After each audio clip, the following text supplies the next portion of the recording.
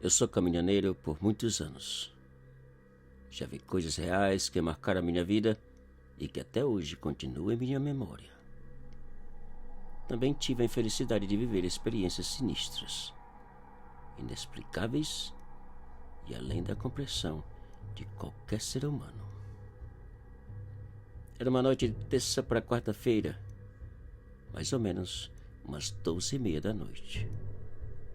Já fazia horas que eu dirigia pela BR-116 no estado de Pernambuco. O cansaço aumentava, a fadiga torturava e o desejo de parar e descansar era quase incontrolável. Apesar de não haver nenhum carro por mais de 20 minutos, parar estava fora de cogitação, pois em qualquer rodovia deserta o perigo é real e constante. Eu segui dirigindo e molhando meu rosto, tentando aliviar o sono. Poucos quilômetros depois, eu vi que um carro preto estava parado no acostamento. O motorista não estava dormindo. Olhava adiante, como se esperasse eu passar. Eu pisei no acelerador e uns 10 quilômetros depois, eu avistei um outro carro preto parado, com o motorista acordado e também olhando adiante. Pensando no pior, eu pisei no acelerador o máximo que podia. E mais adiante, numa reta da rodovia que parecia sem fim, 2 faróis apareceram de repente, bem distante. Minhas suspeitas estavam confirmadas. A armadilha estava armada. 2 carros atrás e um na frente para bloquear a rodovia. Meu medo aumentava. Eu mantive a velocidade a 90 km por hora, disposto a passar por cima do carro que aproximava, caso ele resolvesse fazer o que eu pensava. Enquanto o carro aproximava, eu olhava para ele e para o retrovisor buscando pelos comparsas. Não via nada. Os faróis aproximavam. Meu medo aumentava e eu rezava para que ele simplesmente passasse e seguisse. 1 quilômetro.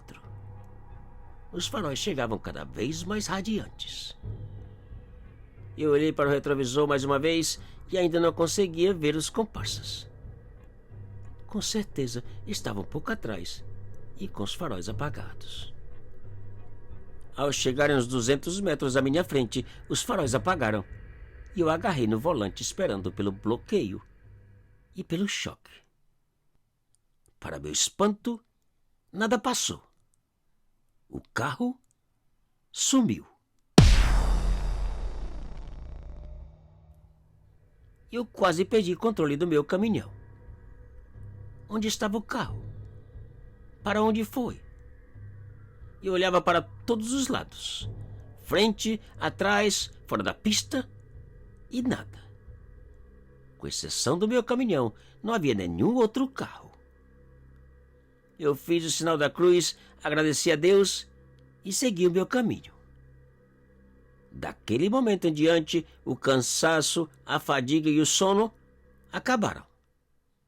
E 2 horas depois, eu parei no estacionamento de um posto de gasolina, na entrada da cidade.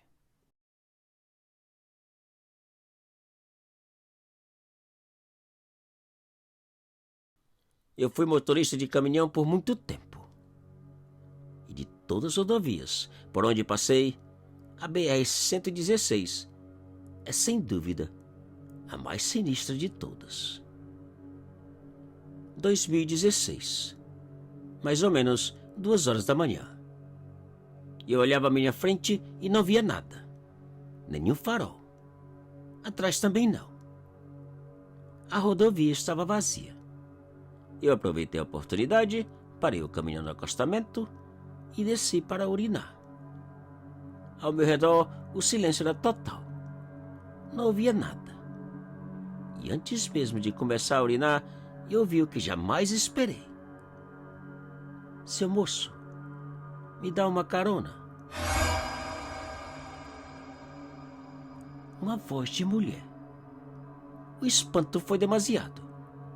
Eu olhei na direção da voz, buscando pela senhora, mas não vi ninguém. Por alguns segundos eu fiquei parado sem conseguir urinar e pensando quem podia estar ali naquele fim do mundo pedindo carona.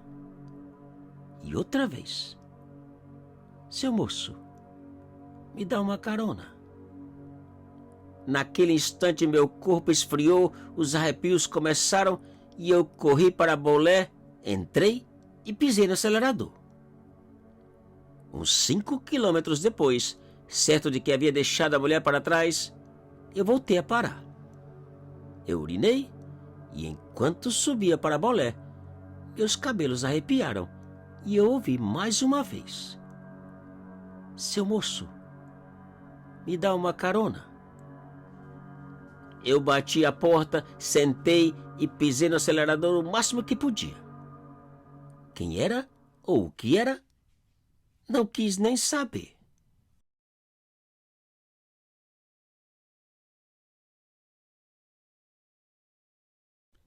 Eu fui caminhoneiro nos anos 70 e 80. E uma das minhas experiências que mais marcou a minha vida aconteceu em 1977, quando viajava pela BR-153, com destino a Araguaína. Não lembro exatamente a hora. Só lembro que era tarde da noite e a lua iluminava o cerrado e a rodovia de uma maneira espetacular. E pouco a pouco eu fui vendo a figura de uma pessoa caminhando à minha frente pelo acostamento. Como naquela época o perigo de dar uma carona não era tão grande como hoje, a primeira coisa que pensei foi parar e oferecer. E ao aproximar, diminuí a velocidade e parei poucos metros à frente do senhor, que parecia ter mais ou menos uns 70 anos. Ele aproximou, eu abri a porta e perguntei para onde ele ia aquela hora caminhando. Ele olhou para mim e respondeu: até ali na frente. E eu disse que poderia levá-lo se ele desejasse. Ele não disse nada. Apenas entrou, sentou e ficou calado. Poucos minutos depois, ele apontou com o braço e disse: ali está bem. Eu aproximei do lugar, parei e enquanto ele descia, eu notei que uns 2 metros do acostamento havia uma cruz. Curioso, eu perguntei se algum parente dele havia falecido naquele local. E ele, bem devagar, virou na minha direção e respondeu: eu. E naquele instante, o idoso desapareceu. Eu assustei de tal maneira que nem tive tempo de fechar a porta. Pisei no acelerador com tudo e só fui parar quando cheguei em Araguaína. Te cuida e muito obrigado.